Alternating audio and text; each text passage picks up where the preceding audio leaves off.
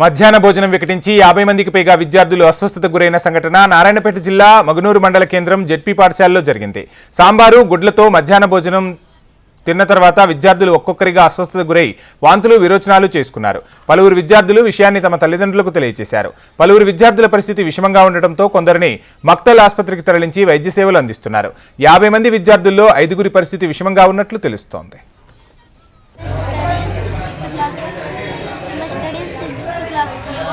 చాలా వాంటింగ్స్ అవుతున్నాయి. మా స్కూల్ పిల్లలకి చాలా ఇబ్బందిగా ఉంది. ఏం తిన్నాను మధ్యాహ్నం అన్నం పప్పు తిన్నాము. అన్నం అంతా బియ్యం. My name is K Pranathi, studying in 8th class. మా స్కూల్లో మధ్యాహ్న భోజనం తిన్నారు అందరూ. అన్నం పప్పు గుడ్డు పెట్టిండ్రు. అన్నం కొంచెం పలుకు అయ్యింది. ఎవరు ఎక్కువ తినలేదు, అందరు పడేసారు. తిన్నప్పుడు వాంటింగ్స్ అవి అవుతున్నాయి. ఎన్నిసార్లు అయినా వాంటింగ్ ఒక 5 times. చెప్పు. My name is Anjali. My studying in 6th class.